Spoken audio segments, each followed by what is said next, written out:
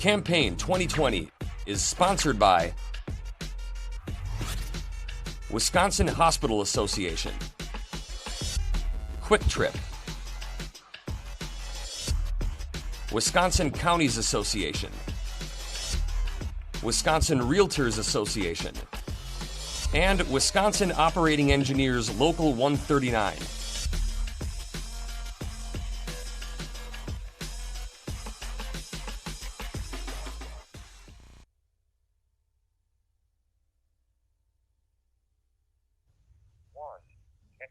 Helmut Fritz of Milwaukee is a Republican candidate in the 19th Assembly District.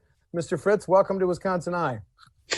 And Steve, thank you. Thank you not only to you, your team, and also WisconsinEye for this privilege. Well, it's a public service. It's and a public Steve, service that we... Go ahead, could sir. you please call me Helmut? I'm a little Helmut. bit... Helmut, I certainly will. Yes, sir, Helmut. Thank you. You emphasize on your campaign website that the rule of law is important. I don't have a lot of time for that because we do have a list of questions, but just explain why that's so important to you, sir. Steve, my parents come from Eastern Europe. I'm an immigrant's kid. One thing they taught me is a love for rule of law in terms of a democratic republic, where people set the laws, and that's what we live by. If a law needs to be changed, let's change it. Versus what I call rule of mob, which can be defined in a multiple of ways. I would argue, for example, what happened in Kenosha as a rule of mob. And I'm very, very cautious, for example, though I'm always for government reform, I'm very, very cautious about arguments of defunding police, etc., though that might be necessary in situations. Well, okay, let's pursue that. You know, the governor has offered nine bills on policing reform. Senator Weingart, a Republican of Racine, a retired police officer, has his own package.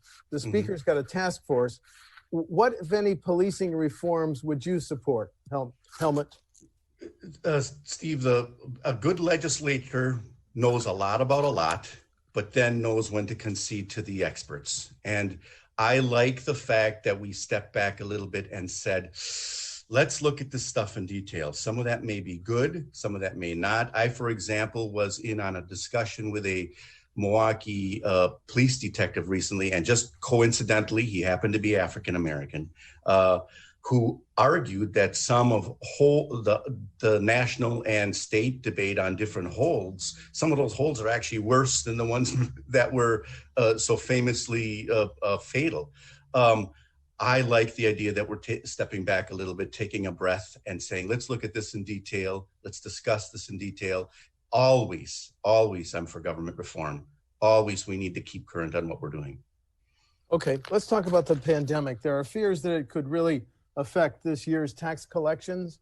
And if we collected $1 billion less than we could have, your response as a legislator, would you cut spending or would you raise taxes or fees, sir? My instinct always, Steve, is to look at efficiency of spending. I'm always going, all right, what obsolete aspects of life are we funding? My instinct's always going to be in that direction before we do a new tax or a new revenue or an increase. However, there's realities. Now and then all of a sudden, this highway here needs to be repaired, that type of a thing. So we need to be conscious and open to increasing funding in various areas of life. But my instinct is always going to be towards looking to see what to cut down or defund before we move in the directions of increasing revenues in any direction. Well, you mentioned the highways. Last year, Governor Evers recommended a gas tax increase. Our gas tax is now 30.9 cents a gallon. Hasn't been raised in 10 or 12 years. Before we go back to pandemic questions, could you vote to raise a gas tax, Helmut? If I don't see any other option, yes. I mean, the roads need to be repaired. I may not go as large of an increase as he is doing, but yes, if there's no other option. In fact, the transportation issues in the Milwaukee area are one of my focuses of my campaign. Okay, let's go back to pandemic. The governor's statewide mask edict expires on September 28th. Do you think it should be continued? Bear with me on this. I know we got limited time, but I need to do a quick story here, Steve. Okay.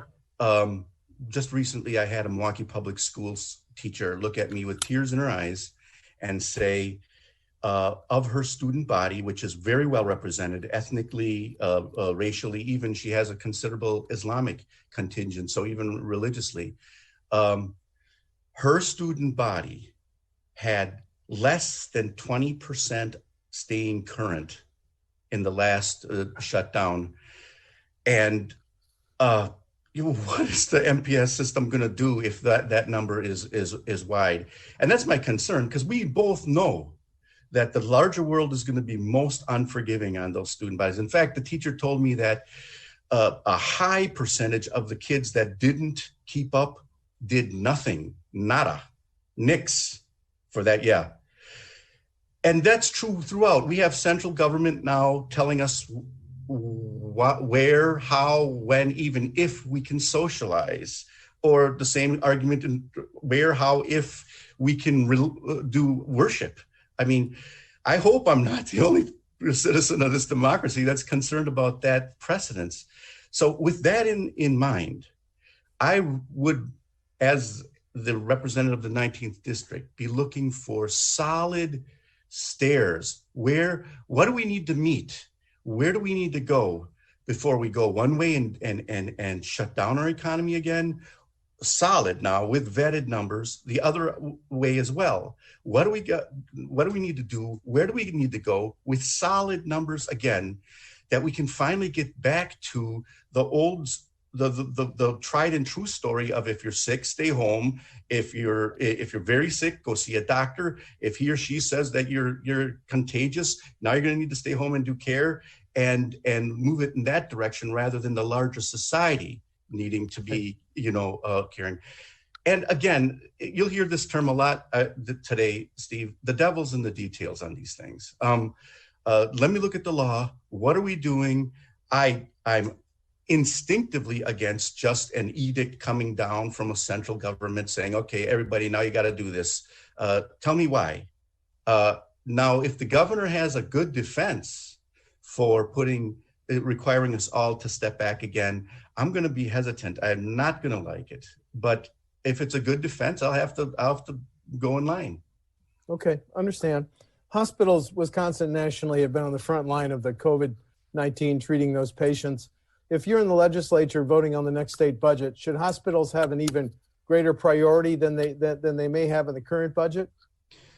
My general rule in governance generally is I hate unfunded mandates. I hate when you throw something on someone and say, okay, go get it done. And if we're going to ask hospitals to do public services, which we are, and as a state we're asking them to do it, then we better well as back it up. The conversation about that may be on your list of state laws concerning COVID, and then possibly a private organization finding a legal liability because they're following a state law.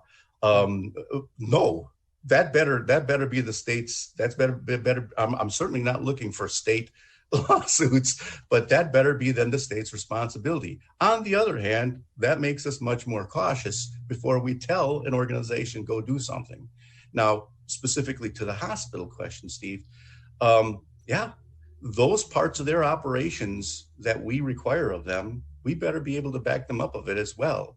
However, they are private organizations. I'm not willing to just cut a check, because you've got good lobbyists in Madison. No, I hope I'm coming across that I'm quite a tight penny pincher on these matters. Understand. Well, let's go back to a topic you just mentioned. Senator Chris Kappinga just introduced a bill. If you're an organization or a business, you've been following COVID-19 protocols, you're exempt from COVID lawsuits. So do we need that law, Helmut?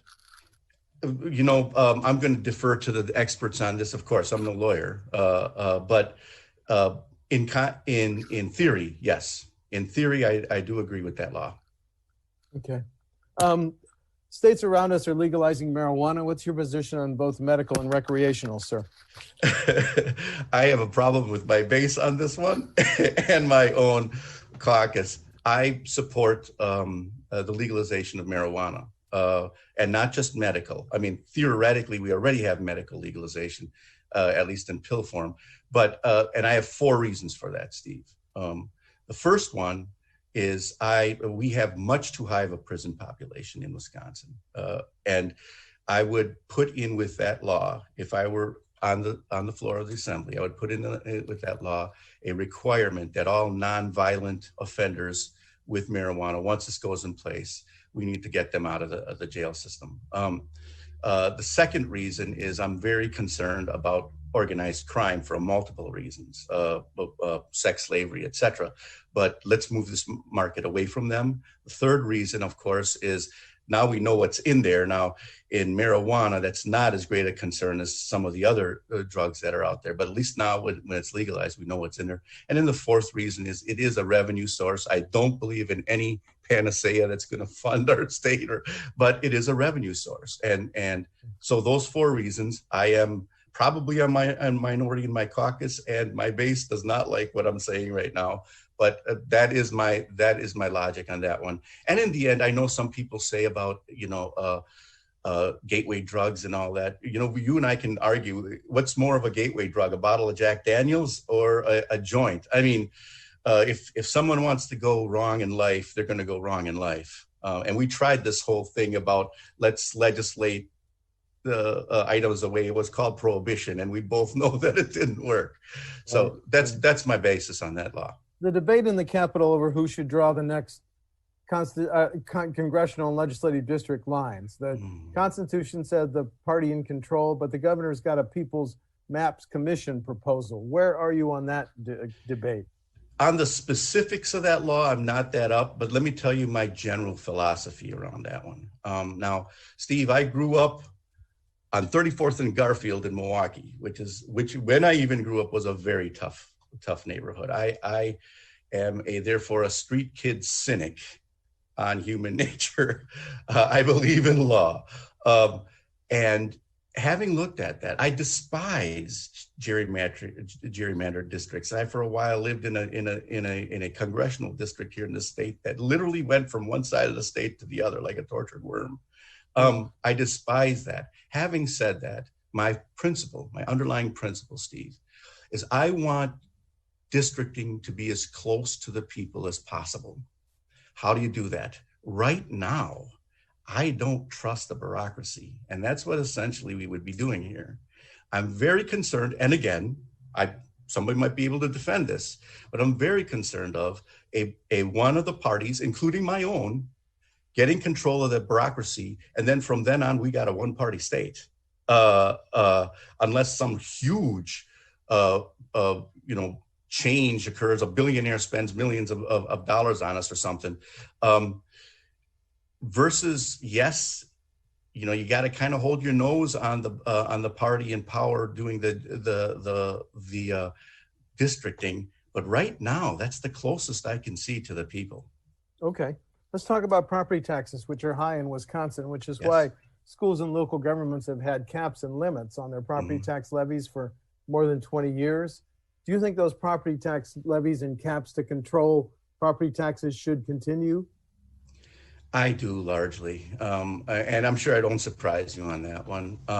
In fact, Steve, if I had my druthers, I would love to see every tax have some sort of a sunset to it so that we can redebate that tax, make sure it's not obsolete, that type of a thing. Does that include caps? We probably should. Just again, to have those debates, make sure we're current. Are we following a law from the early 1900s that no longer is current? I just instinctivly, and I have multiple stories for you that we don't have time today to do, but I instinctively see a lot of waste. I mean, I'm a former Series 7, 63, and 65 financial advisor with a lot of insurance and real estate and that type of certifications. I just instinctively see a lot of waste and would argue, in fact, my number one goal for being an assembly guy is to get a law that I call Wisconsin Gap, where we would require all agencies in the state and hopefully also local governments to post, preferably on their website, but easily available, their quarterly financial reports according to Gap. Not according, for example, Milwaukee Public Schools proposed budget, which is 906 pages long. And after you make it about a third through, you fall over and fall asleep. I would like to see that law in place where you and I, because we can't sleep tonight, can go on and look and see what the Department of Health Services made, the standard sheets, income statement, debt statement, balance sheet. I'm not talking about shutting anything down here. I just want to see the numbers. You also want to see everybody who makes more than 150,000, their Yes. names, job description, and what they do posted. So that's very interesting. Yeah, I would be pushed on those numbers, of course. If somebody looks an expert and says, no, let's do 200 grand. Well, that's fine. You know what I mean? But yeah. I'm very concerned. I spent about 7 years in the Wisconsin government, primarily with the Department of Health Services, but then also a short stint with workforce development. And I was very concerned about nepotism. It was very concerning. And I love the fact that the state of Wisconsin is open-handed. I do. That we're known for making sure that everybody can get help. But on the same side, I don't want that money to go to some nephew's six-figure salary. Well, then you must not like Representative Goyke's plan that after a referendum would let Milwaukee County collect a half-cent sales tax, right? You're not in favor of that alternative revenue source? I'm going to have to be honest with you. I'm not up on that one. Okay. I would need to look at that one in detail. Okay, I understand. When a school district or a local government plans a major public works project, should they have to give a preference to Wisconsin businesses? There was a study that said in 2015, out-of-state contractors got 72 million. That number jumped to 146 million in 2018. Should local governments have to give that preference? Yes, with one caveat. I do believe that every single, at least in the state government, agency should have solid anti-nepotism policies as is standard within the industry. Yes, we should have preference on local governments. No, I don't want it to go to the cousin, unless the cousin's the most competitive, But yes, I very much believe in that. Well, then the final question, differences between you and your opponent on November 3, Helmut? With all due respect, I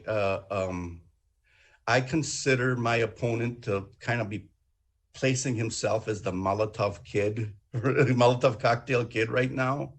And that scares me. He's going to a lot of what I would consider dangerous protests, etc. As I mentioned to you earlier, my Eastern European parents really, really drove home, and I'm so thankful, on rule of law. And as I forget the leader in the French Revolution said, mobs are easy to start, but very tough to stop. And I'm very concerned about that. And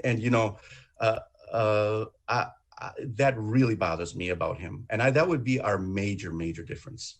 Okay, understand. Helmut Fritz of Milwaukee is a Republican candidate in the 19th Assembly District. The election is November 3. Helmut, thank you for talking to WisconsinEye. Steve, it's been an honor. Thank you, sir. Have a good day. You too. Campaign 2020 is sponsored by Wisconsin Hospital Association, Quick Trip, Wisconsin Counties Association, Wisconsin Realtors Association, and Wisconsin Operating Engineers Local 139.